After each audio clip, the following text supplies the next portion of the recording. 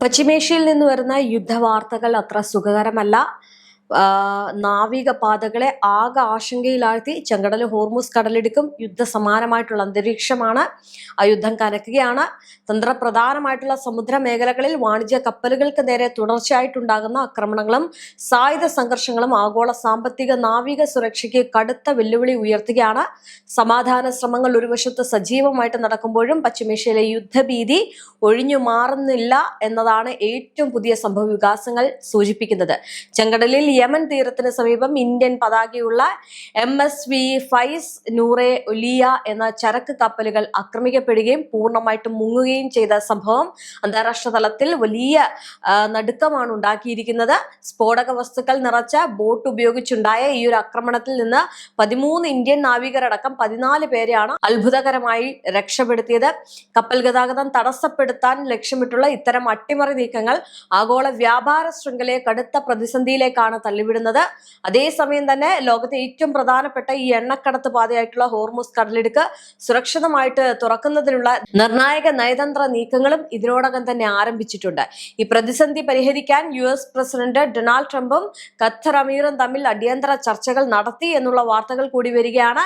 മേഖലയിലെ സംഘർഷം കൂടുതൽ വഷളാകാതിരിക്കാൻ അന്താരാഷ്ട്ര മധ്യസ്ഥർ ശ്രമിക്കുമ്പോഴും ഏത് നിമിഷവും ഒരു സൈനിക നീക്കത്തിലേക്ക് കാര്യങ്ങൾ വഴിമാറാം എന്ന ആശങ്കയിലാണ് ഇപ്പോൾ ലോകരാജ്യങ്ങളുള്ളത്. ഏറ്റവും തന്ത്രപ്രധാനമായിട്ടുള്ള 2 സമുദ്രപാതകളാണ് ചെങ്കടലും ഹോർമുസും എന്ന് പറയുന്നത്. ഒരേ സമയം അശാന്തമാകുന്ന കാഴ്ചയാണ് ആഗോള സമൂഹം ഇപ്പോൾ കാണുന്നത്.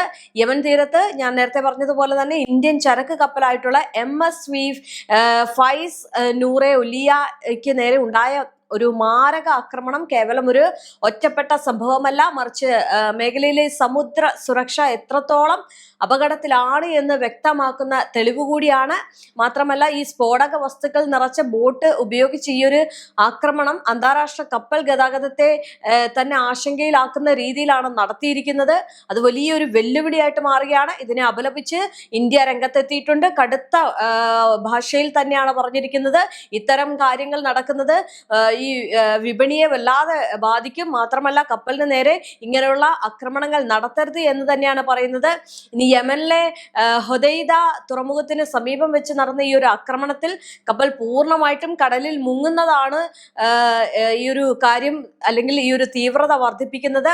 എന്തായാലും കപ്പലിലുണ്ടായിരുന്ന 13 ഇന്ത്യൻ നാവികരടക്കം 14 ജീവനക്കാരെയും യമൻ കോസ്റ്റ് ഗാർഡും പ്രാദേശിക രക്ഷാസേനയും ചേർന്ന് അതിസാഹസികമായിട്ടാണ് രക്ഷപ്പെടുത്തിയത്. കപ്പൽ തകരുകയും ജീവനക്കാർ കഷ്ടിച്ച് രക്ഷപ്പെടുകയും ചെയ്ത ഈ ഒരു സംഭവം ചെങ്കടലിലൂടെയുള്ള വാണിജ്യ സർവീസുകൾക്ക് എത്രത്തോളം വലിയ യുദ്ധഭീഷണിയാണ് കാണിക്കുന്നത് എന്നതാണ് ഇതിൽ നിന്ന് മനസ്സിലാക്കാൻ സാധിക്കുന്നത്. മാത്രമല്ല, ചെങ്കടലിലെ ഈ ഒരു കപ്പൽ ആക്രമണത്തിന് പിന്നിൽ കൃത്യമായിട്ടുള്ള ഒരു തന്ത്രമുണ്ട് എന്നാണ് അന്താരാഷ്ട്ര സൈനിക നിരീക്ഷകർ വിലയിരുത്തുന്നത്. ഇനി പ്രാദേശിക തർക്കങ്ങളും ഉപരോധങ്ങളും അന്താരാഷ്ട്ര വ്യാപാര കപ്പലുകൾക്ക് നേരെ തിരിച്ചുവിടുന്നത് മേഖലയിലെ ഒരു സൈനിക സാന്നിധ്യം വർദ്ധിപ്പിക്കാൻ മാത്രമേ ഉപകരിക്കൂ. ഇനി ഹൂത്തി വിമതരാണ് ഇതിന് പിന്നിൽ എന്ന് യമൻ ഔദ്യോഗിക ഭരണകൂടം ആരോപിക്കുമ്പോഴും ഏതൊരു നിമിഷവും ഒരു ആഗോള നാവിക യുദ്ധത്തിലേക്ക് വഴിമാറാവുന്ന തരത്തിലാണ് ചെങ്കടലിൽ സ്ഥിതിഗതികൾ നിലവിലുള്ളത്. ചെങ്കടൽ ഒരു വശത്ത് കത്തുമ്പോൾ തന്നെയാണ് പശ്ചിമേഷ്യയിലെ മറ്റൊരു പ്രധാന നാഡീഞരമ്പായിട്ടുള്ള ഈ ഹോർമുസ് കടലിടുക്കിലും യുദ്ധമേഘങ്ങൾ കനക്കുന്നത്.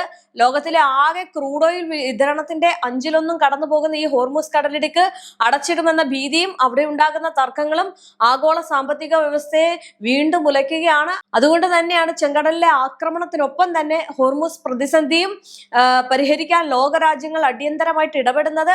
ഈ ഒരു കടുത്ത അന്താരാഷ്ട്ര പ്രതിസന്ധിയുടെ പശ്ചാത്തലത്തിലാണ് US പ്രസിഡന്റ് ഡൊണാൾഡ് ട്രംപും ഖത്തർ അമീർ ഷെയ്ഖും തമീം ബിൻ അഹമ്മദ് അൽത്താനിയും തമ്മിൽ അടിയന്തര ഫോൺ സംഭാഷണം നടത്തിയത്.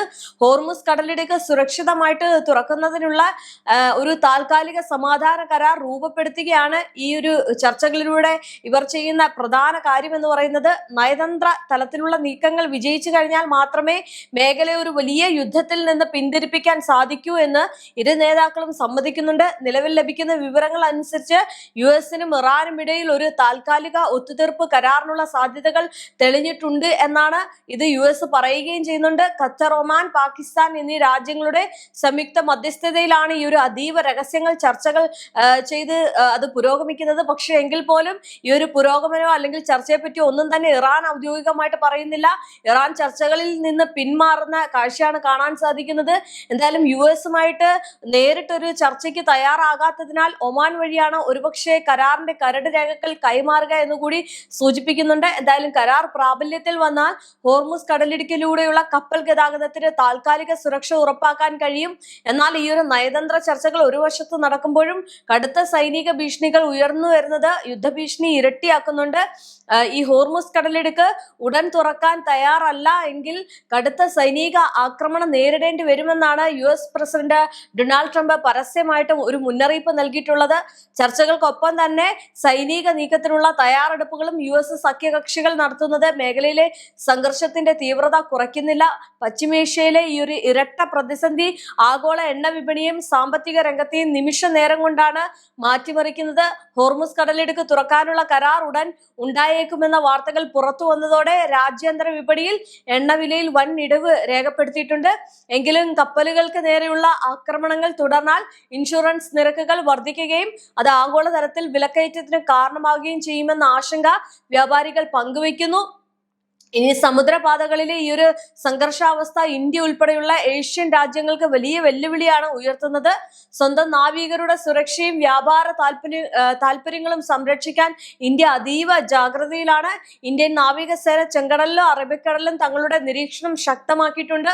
ഒരു രാജ്യത്തെയും നേരിട്ട് കുറ്റപ്പെടുത്താതെ അന്താരാഷ്ട്ര നിയമങ്ങൾ പാലിച്ചുകൊണ്ട് സമുദ്രപാതകളുടെ സുരക്ഷ ഉറപ്പാക്കണമെന്നാണ് ഇന്ത്യ ഉൾപ്പെടെയുള്ള നിഷ്പക്ഷ രാജ്യങ്ങളുടെ ആവശ്യം.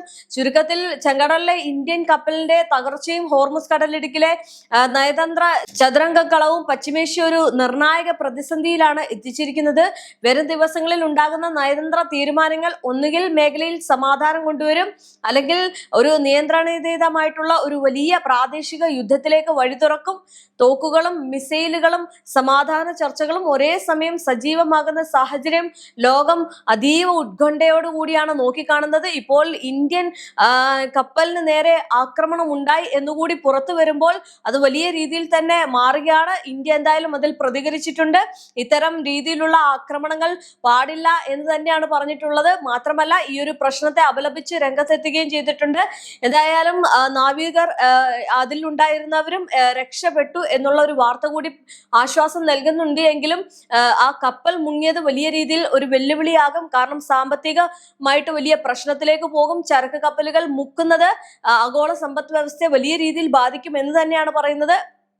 ഈ ഒരു യുദ്ധം അവസാനിപ്പിക്കാൻ വേണ്ടിയിട്ട് ഖത്തറും മധ്യസ്ഥത അത് വഹിക്കുന്നുണ്ട്. അതോടൊപ്പം തന്നെ ഒമാനും ഈ പാകിസ്ഥാനും ഒരുമിച്ച് നിന്നുകൊണ്ടാണ് ഇടപെടുന്നത്. പക്ഷെ ഇത് എത്രത്തോളം ഒരു ഫലം കാണും എന്നുള്ളതാണ് നോക്കിക്കാണുന്നത്. കാരണം ഈ യുദ്ധം കൊണ്ടുവന്നത് അമേരിക്ക ആണെങ്കിലും ഇത് അവസാനിപ്പിക്കണം എന്ന് പറയുന്നത് ഇറാനാണ്. അപ്പോൾ ഇറാന്റെ ഏതൊരു നീക്കത്തെയും നോക്കിക്കാണുന്നത് വളരെ ശ്രദ്ധയോടെയാണ്. ഇനി ഈ ഇറാന്റെ സഖ്യകക്ഷികളായിട്ടുള്ള ഹൂതികളും ഹിസ്ബുള്ളയൊക്കെ ഈ മിലിഷ്യ പ്രവിശ്യകളെ ഗ്രൂപ്പുകളൊക്കെ നോക്കിക്കാണേണ്ടതുണ്ട്. കാരണം ഏത് വിധേനയും എങ്ങനെ എന്തൊക്കെ വന്നാലും ഞങ്ങൾ തിരിച്ചടിക്കും എന്നുള്ള ഒരു തയ്യാറെടുപ്പോടു കൂടിയാണ് ഈ സഖ്യകക്ഷികളും ഇറാനും ഉള്ളത്.